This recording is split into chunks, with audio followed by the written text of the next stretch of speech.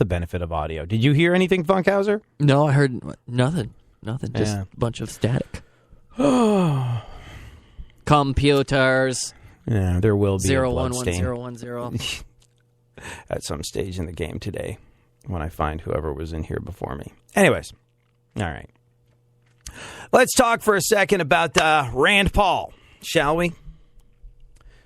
Kentucky governor, guy called Steve Beshear, says that his state's junior U.S. Senator, Rand Paul, has to pick one office to run for in 2016.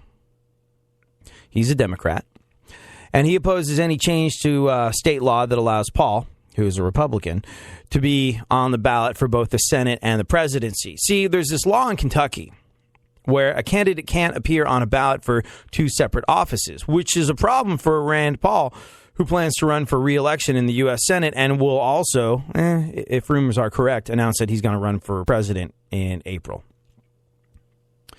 Anyways, Kentucky Governor Steve Beshear standing in his way. He said, I agree with the law that nobody should be on the ballot for two things at the same time. You need to make up your mind what you're running for and then go for it. And it is kind of like, oh, I'm totally willing to serve the people of Kentucky unless I get elected president, unless something better comes along, in which case, F you people. That's what you and I should do when we're applying for jobs. Well, we're going to apply for 3 or 4 of them, or colleges or something like that. And, well, we're going to have some backups. And if the dream gig comes through, well, we're clearly going to tell everybody else to F off and go with that. It's a better opportunity. And that's how people should operate in the private sector. But if you happen to be one of those things, a politician who are, what are they? Oh, yeah, public servants, servants to the public. You shouldn't be allowed to bail on your gig like, oh, elect me. Oh, yeah, later, suckers. I'm out to go do something bigger and better. F you, Kentucky. Beshear is saying if we trace back through his career, we're never going to find a time when he endorsed a candidate who was running for more than one office. Yeah, I'm going to go out on a limb and guess that's not true. This guy's a hypocrite. Nevertheless, he's right. He's hypocritical and right at the same time. But the libertarian folks are all over this. They're like, we need Rand or we need someone like him to be president. Yeah, no, we don't. This is why we don't need Rand Paul. Let's run down a list of Rand Paul's achievements over the last couple of years. Rand Paul, do you remember Rand Paul sued Obama going back a year and a bit? Yeah, he sued Barack Obama, or said he was going to sue him. And it was basically over the NSA's massive surveillance programs. He was like, I'm going to sue Obama. What happened with it? Nothing. Zip, zing, nada. Do you remember this even? No, you don't. But for one moment, there was libertarian wood all over this country, and Rand Paul was getting all sorts of press about a year and a half ago because I'm suing President Obama. It's a fame-whoring move. It's an attention-grabbing, fame-whoring, try and get free publicity move. I'm going to sue the president. You can't do this, Mr. President. You ever read that book, 48 Laws of Power? Ironically written by the least powerful person you can imagine, a playwright. One of the principles of power in that book is that if you want to elevate yourself to a certain status, you attack someone of that status. Meaning, ne'er-do-well rappers will start internet beef and mixtape beef with people like Eminem and LL Cool J or folks like that, trying to get a little bit of notoriety and fame by going after the biggest guy. You know, that whole thing, you got to pick a fight with the biggest guy in the yard when you come to prison, and then people will leave you alone.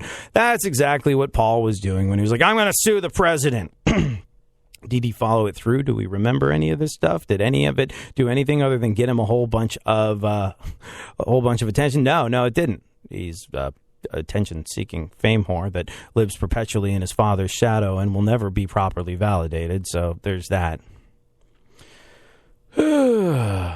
With anybody else, that whole suing the president thing, yeah, maybe. But you got to remember, this is Rand Paul. This is Rand Paul. When he does stuff like this, he's looking for free publicity. Go back to copying speeches off of Wikipedia, monkey boy. Keep talking about how you wish you could challenge people to duels in the street like the good old days. Figure out new ways to distance yourself from anything good and reasonable and insightful and positively revolutionary that your father stood for. You crushing disappointment of a son is what I'm sure he thinks every time he looks at you. Best part of Rand Paul probably ran down his father's leg. Oh, yeah. Do you remember how he plagiarized the speeches from Wikipedia? Yeah, that was an interesting one. Kentucky Senator, Libertarian Wet Dream, busted for plagiarism by USA Today and BuzzFeed. If you recall, he faced accusations of plagiarism in speeches and articles in one of his books. Yeah. What did he say? He said he was mistaken in crediting sources. I'll dole up a refresher course on this, lest we have forgotten the way he's hoping we did in just a second.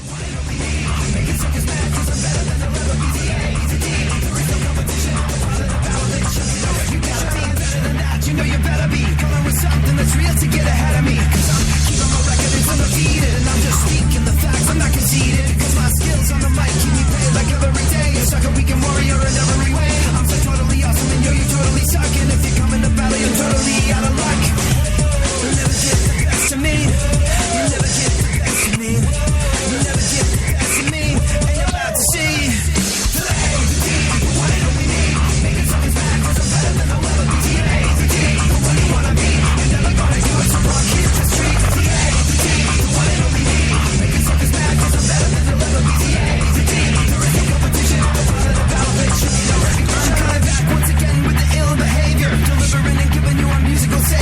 Everybody rapping on the interweb to say another song. Take them all the score, yo, and never above it. I'm holding calm, feeling, yo, you're all faking. I see you getting jealous of the money that I'm making. Slow and steady, and I'm winning the race. And you can't handle that, cause you're so in your face. You'll never get the best of me. You'll never get the best of me. You'll never get the best of me. And you're about to see.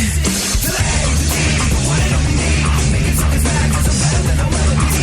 The one you wanna be, you're never gonna do it, so fuck it.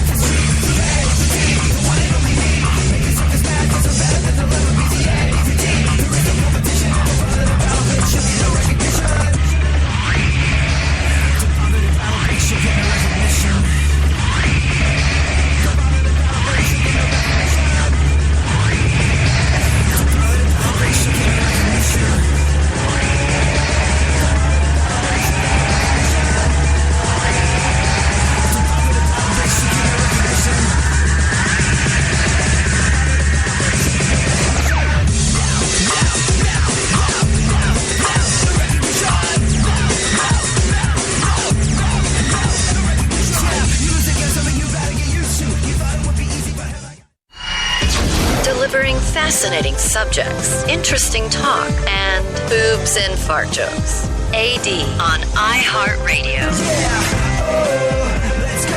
Talking that mess, better act like you know. Oh, let's go tonight. Walk away, punk, yeah, bitch. That's right, I know this.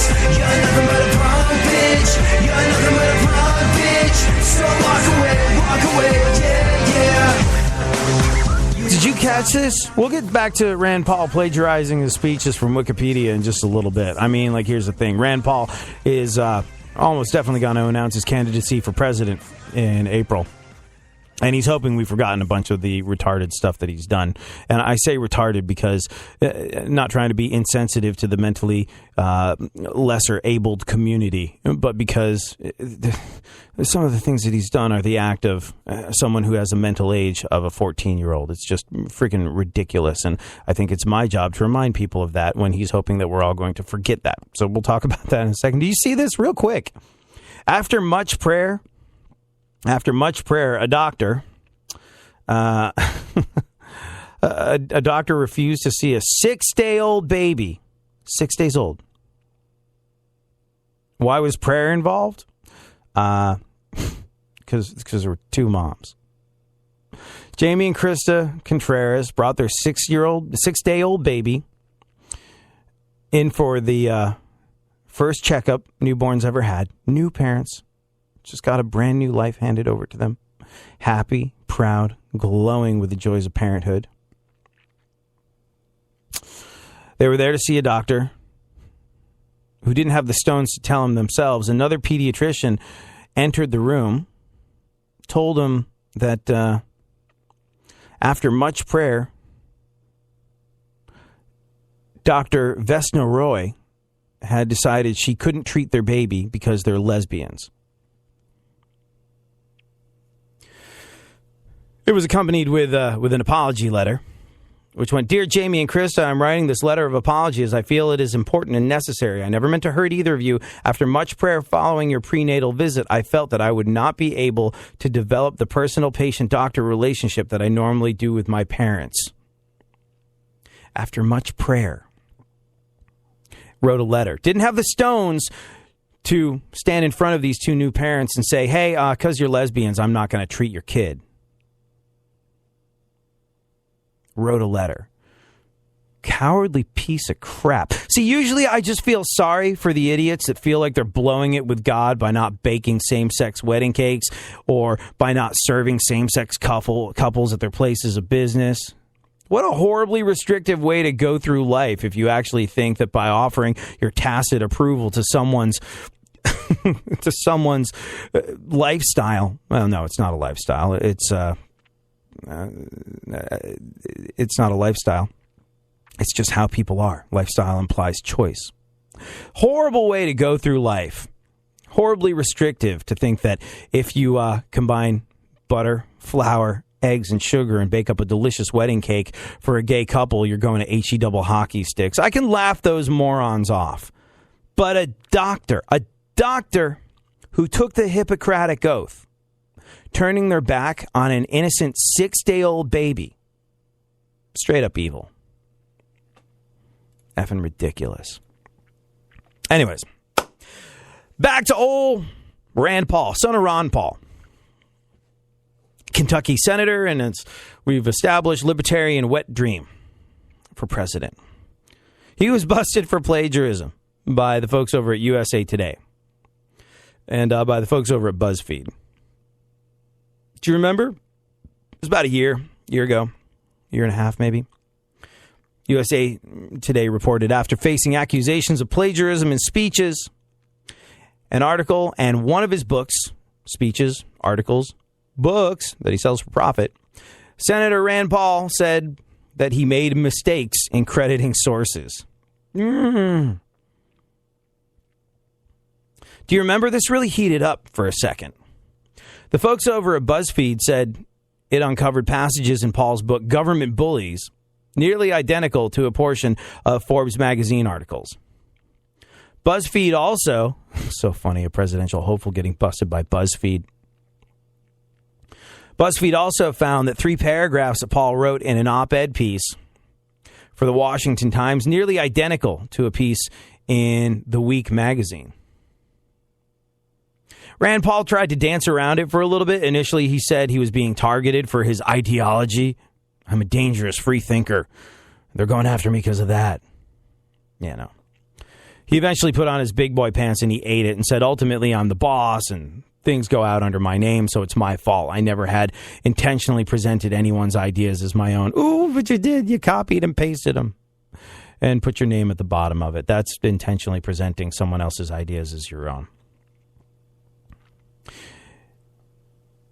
In that same article in USA Today, and it's not like I read USA Today, but I was like, really? USA Today is the one dropping the bomb here? USA Today, the one printed in all those eye-catching colors? The Succinct newspaper is the one going after him on this. This is awesome. After that article came out, he went on the record saying, the office intends to be more careful.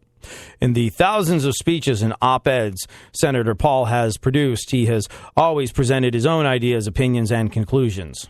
No, that not always. Always would imply that you always presented your own ideas, opinions, and conclusions, and that you did not cut and paste passages of other people's work. Apparently, Senator Paul also relies on a large number of staff and advisors to provide supporting facts and anecdotes. So you're too lazy to do it yourself. You hire other people that are too lazy to do it for themselves, and they copy and paste in your name. Apparently, footnotes in Rand Paul speeches, not always used And he said, going forward, footnotes will be available on request. There's also apparently been occasions where quotations or typesetting indentations have been left out through errors in our approval process from here forward, quoting, footnoting, and